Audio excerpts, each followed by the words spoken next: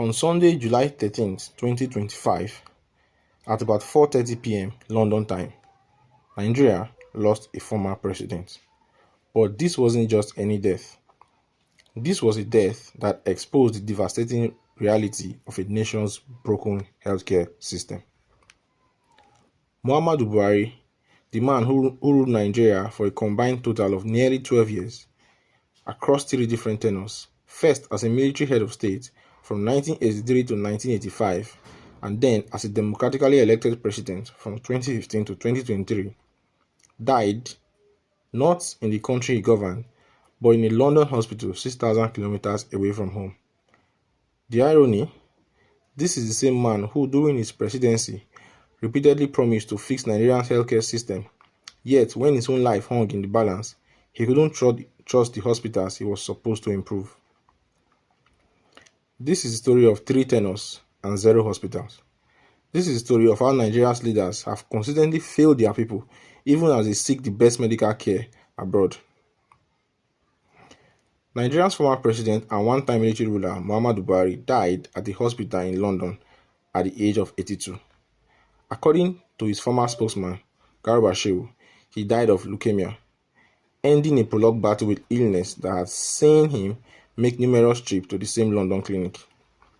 But Buhari wasn't alone in his final weeks. General Abdulsalami Abubakar disclosed that he and Buhari were admitted to the same hospital in London shortly before Buhari passed away. Two former Nigerian leaders in the same foreign hospital, unable to receive adequate care in their own country. The London clinic charged a staggering €3,500 per day for Buhari's treatment. To put this in perspective, this daily cost is equivalent to what many Nigerian healthcare workers earn in several months. Buhari's death in London wasn't an isolated incident. It was the accumulation of a troubling pattern that defined his presidency. During his time in office, Buhari visited this same London clinic for 230 days. Let that sink in. 230 days. That's more than 7 months of his 8-year presidency spent receiving medical care abroad.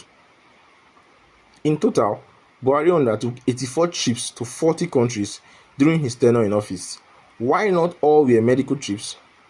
A significant portion involved seeking healthcare outside Nigeria. The irony is devastating. Here was a president who campaigned on the promise of change, yet when it came to his own health, he demonstrated a complete lack of confidence in the Nigerian healthcare system he was meant to transform. The numbers tell a shocking story. Nigeria loses at least $2 billion every year to medical tourism. According to the Nigerian Medical Association, under Buhari's administration, Nigerians spent over $3.6 billion annually on foreign healthcare.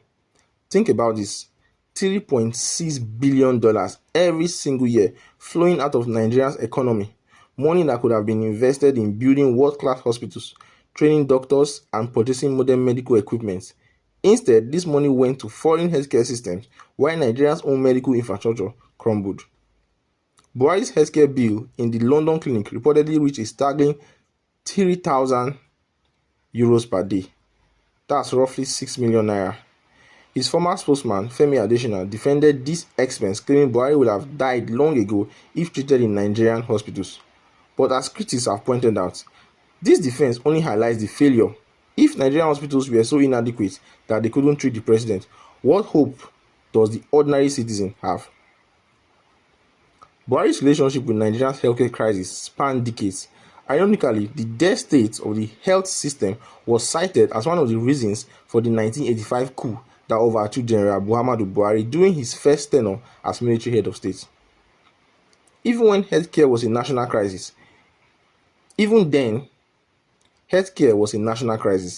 Yet, when Buhari returned to power 30 years later as a democratically elected president, the same problems persisted and in many ways had worsened. During his military rule from 1983 to 1985, healthcare was underfunded. During his civilian presidency from 2015 to 2023, despite promises of change, the healthcare system remained inadequate enough that he himself couldn't trust it with his life. 3 tenures of leadership, 3 different decades, the same healthcare crisis. The statistics paint a grim picture of Nigeria's healthcare. There were about 10,000 people per doctor, and less than a million people had signed up to the National Healthcare Insurance Scheme. Nigeria's healthcare woes also include the shortage of personnel to manage its 3,000 primary healthcare posts. Low wages and poor workplace culture have forced hundreds of Nigerians of healthcare workers to flee to Europe and America. This brain drain has left Nigeria's healthcare system chronically understaffed and underqualified. The World Health Organization recommends a minimum of 4.45 health workers per 10,000 people. Nigeria falls short of this standard, with many rural areas having no doctors at all.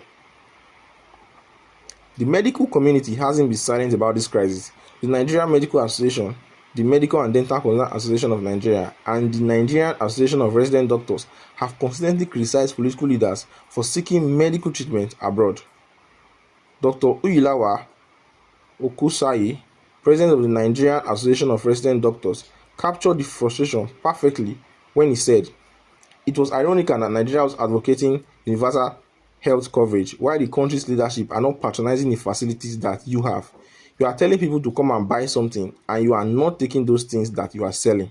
As one commentator aptly put it, Buhari's death abroad is not merely a personal detail, it is a national indictment. Just weeks before his passing, Buhari and former head of state General Abiodun Abubakar were both hospitalized at the same London clinic despite living primarily in Nigeria. This pattern extends beyond Buhari. Current President Bola Tinubu has also been known to seek medical treatment abroad, preferring Paris as his destination of choice.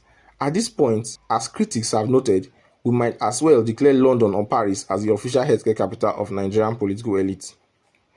While Nigeria's political leaders jet off to London and Paris for medical treatment, ordinary Nigerians suffer and die from preventable disease. Maternal mortality rates remain among the highest in the world. Infant mortality rates are devastating. Diseases that are easily treatable in developed countries claim thousands of lives annually. The message is clear. If you are wealthy and powerful, you can access world-class healthcare anywhere in the world. If you are an ordinary Nigerian, you are left to hope and pray that the underfunded, understaffed, and under-equipped local hospitals can save your life. Imagine what could have been achieved with the billions spent on medical tourism. $3.6 billion annually could have built dozens of world-class hospitals across Nigeria. It could have funded medical schools, trained thousands of doctors and nurses, and purchased the latest medical equipment. Instead, this money flowed out of the country, enriching foreign healthcare systems, while Nigeria's own medical infrastructure is stagnated. A Catholic archbishop described Buhari's death in London as part of a tide of medical tourism that has characterized Nigeria's leadership. The symbolism is inescapable. A man who ruled Nigeria for nearly 12 years across 3 different periods couldn't trust his own country's healthcare system enough to receive treatment there, even in his final moments. Buhari's death certificate will forever show London as the place of death. For a man who led Nigeria through some of its most challenging periods, these final details serve as perhaps the most damning indictment of his legacy in healthcare. The story of Muhammadu Buhari's death in London is more than just the end of a political life. It is a mirror reflecting Nigerians' broken promises and failed priorities. 3 tenures of leadership spanning 4 decades, and yet the same healthcare crisis persists. As Nigerians, we must ask ourselves, how much longer will we accept leaders who promise change but refuse to trust the very system they are meant to fix? How much longer will we watch billions of dollars flow out of our country while our hospitals lack basic equipment and our doctors emigrate in search of better opportunities? The answer lies not just in better leadership, but in demanding accountability. Every time a Nigerian leader seeks out medical treatment abroad, they are making a statement about the country they govern. They are saying that Nigeria isn't good enough for them, but somehow it's supposed to be good enough for the rest of us. Buhari's legacy in healthcare isn't measured in the hospitals he built, because he built none that could treat him. It is measured in the hospitals he failed to build, the doctors who left the country, and the ordinary Nigerians who continue to suffer because their leaders prioritize foreign medical tourism over domestic healthcare investment. 3 tenures, 0 hospitals. One final trip to London. This is the healthcare legacy of Muhammadu Buhari, and it is a legacy that Nigeria must learn from its ever hopes.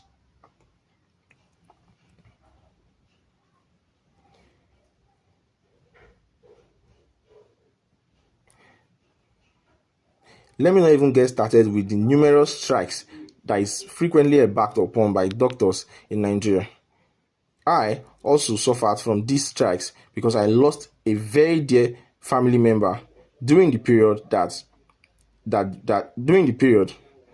I also suffered from these strikes because I lost a dear family member during the period that the doctors were on strike. When I called the doctor that was treating my brother, she asked me to come to the hospital on Monday, but my brother died on a Sunday.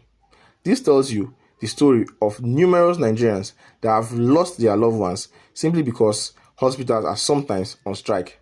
This is still due to the lackadaisical attitude of our leaders when it comes to taking care of our healthcare system.